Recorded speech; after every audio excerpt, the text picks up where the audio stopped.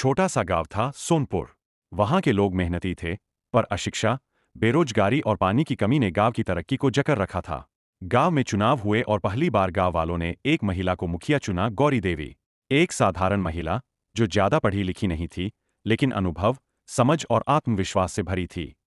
गौरी देवी ने पहले ही दिन पंचायत भवन में कहा, अगर हमें अपने बच्चों का भविष्य बदलना है तो गांव को बदलना होगा। और ये काम अब कोई और नहीं, हम खुद करेंगे। पहला कदम शिक्षा की ओर। गौरी देवी ने सबसे पहले गांव की टूटी हुई पाठशाला को ठीक करवाया। गांव के बेरोजगार नौजवानों को शिक्षक बनाया और माता पिता को घर घर जाकर समझाया कि बेटा बेटी सभी को पढ़ाई जरूरी है। धीरे धीरे स्कूल में बच्चों की संख्या बढ़ने लगी। दूसरा कदम पानी की समस्या। गांव में हर साल गर्मियों में पानी की किल्लत होती थी। गौरी देवी ने सरकारी योजनाओं की जानकारी लेकर, खुद अफसरों से मिलकर, गांव में रेन वाटर हार्वेस्टिंग और एक नया तालाब बनवाया। एक साल के अंदर ही गांव में पहली बार गर्मी में भी कुएं और हैंडपंप सूखे नहीं। तीसरा कदम महिला सशक्तिकरण।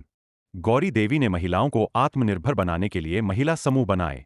इन समूहों को सिलाई, बकरी पालन, मसाला बनाने और कुटीर उद्योगों की ट्रेनिंग दिलवाई। कुछ ही महीनों में महिलाएं अपने पैरों पर खड़ी हो गईं और उनके घरों में आमदनी बढ़ने लगी। चौथा कदम स्वास्थ्य और सफाई।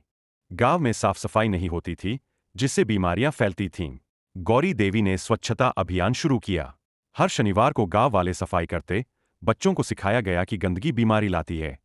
साथ ही गांव में एक छोटा स्वास्थ्य केंद्र भी खुलवाया।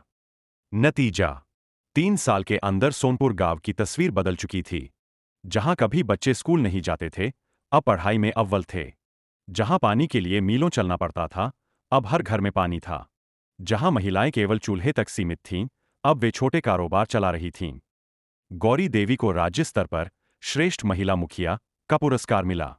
लेकिन जब उनसे पूछा गया कि ये सब कैसे कर लिया, तो उन्होंने मुस्कराकर कहा, जब मां घर चला सकती है तो गांव क्यों नहीं।